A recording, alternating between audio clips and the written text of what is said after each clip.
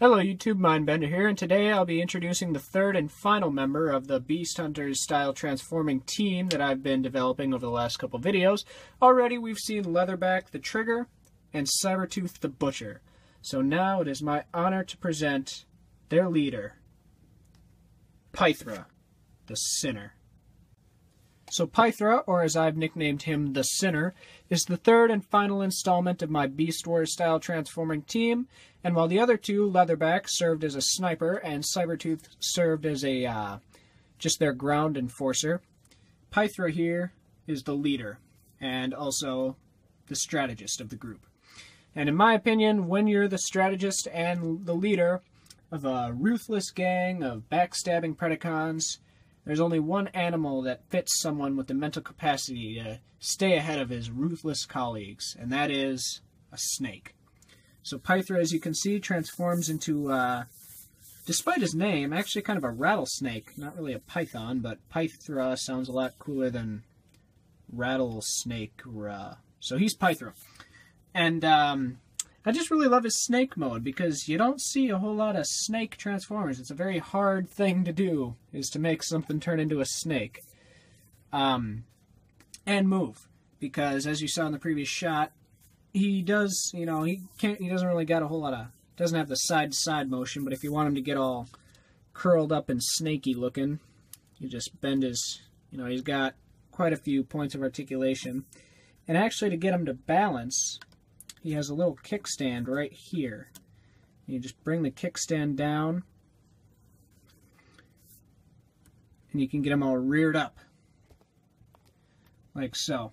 And I like having him pose like that, because then he just stands over his teammates and just looks like the one in charge. So, as far as scale goes, whatever. He's a giant snake. I guess scale kind of went out the window here, but oh well. They look great together. I love posing them like this, so I'm sticking with the giant snake. Of the three members of this Predacon team, Poythress Transformation is easily the most complicated and biggest pain in the butt to do.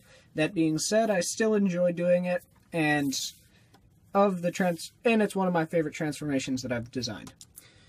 What's interesting about it is it can almost be done in two separate pieces. So, to start off, you just take a snake body and you just fold it in half, because this, you just want it out of the way. You're not going to worry about it right now. Then you come to the bottom here. You're going to detach his legs from the side of his body, like so, and fold them out. Then you're going to flip this piece up, rotate it all the way around. And while you're doing that, you're going to come over to this piece here and just flip it up a little bit. Then you're going to come to the legs, rotate them to the side, and flip them 180 degrees so that they're opposite the way they were before.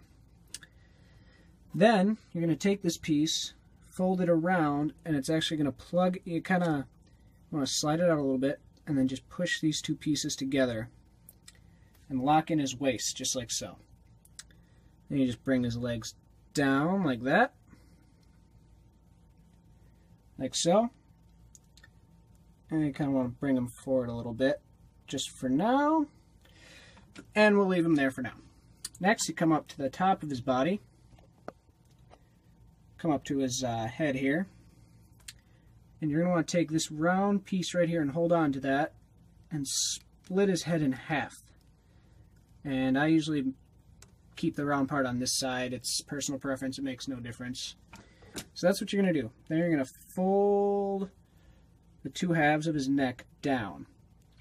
And as you do it, you want to bend his arms out, like so. As you're folding it, this piece right here bends. And then you got him like that. Then you just rotate his shoulders around. I like to bring this piece down a little bit so that this sits flat. You just bring the thing down and bend his arm at the elbow. Do the same thing on the other side.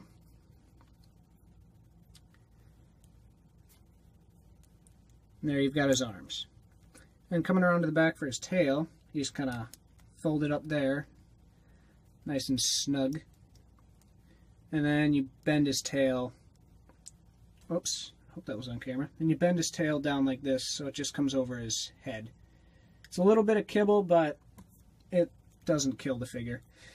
Then you come to the legs, and his legs are kind of cool. You bend them all the way back, then you bend them down, and you flip out the foot. So he's got like these, like goat, like satyr legs, I guess. But he's not a satyr. Satyrs are friendly. He is not. I don't know. Maybe satyrs aren't friendly. I've personally never met one. Getting off task. So, there, his legs a little spread out so he stands a little more solidly. And there is Pythra in his robot mode. Robot mode, in my opinion, is where Pythra absolutely shines as a transformer because, like I said, he turns into a snake.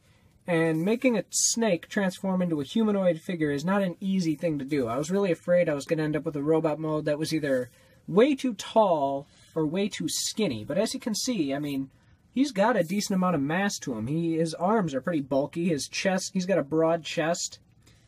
I mean, he looks like he could outthink you and outfight you at the same time, which, when you're the leader of an elite Predacon team, that's probably what you need to be able to do. And as you saw in the Beast mode comparison, he does tower over the other two members of his team. But what I really like about him is that he compacts as he transforms. So in robot mode, the three of them actually scale together just perfectly, in my opinion. I just love how they look together in robot mode. They just look like a great team together. And it wouldn't be a size comparison without Sergeant Jimmy. One thing that does set Pythra apart from his brethren is the fact that, unlike them, his weapons, I guess you could say, are built into him. Now, in my personal opinion, I like to think of these as like knives or needles or, just like, I guess, they're fangs in his snake mode, so I guess there'd be some kind of cyber venom in there, so I can just imagine him, like, running up to opponents and just stabbing them and infecting them with his cyber venom, and then leaving them to die slowly and painfully because he's awful. And then his tail up here could be like a gun, just pa-choo, pa-choo, just picking people off across the battlefield because he's just a one-man army.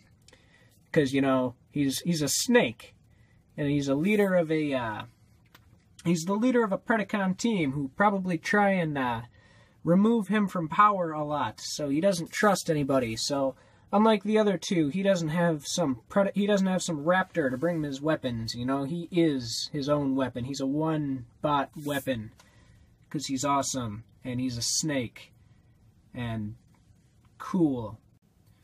As far as articulation goes, Pythra's articulation is pretty standard for the team he's in. His arms can rotate 360 degrees around. They move in and out at the shoulder, bend at the elbow, and that's it. There, his legs, as you can see, have all kinds of joints. They move in and out, go forward and back.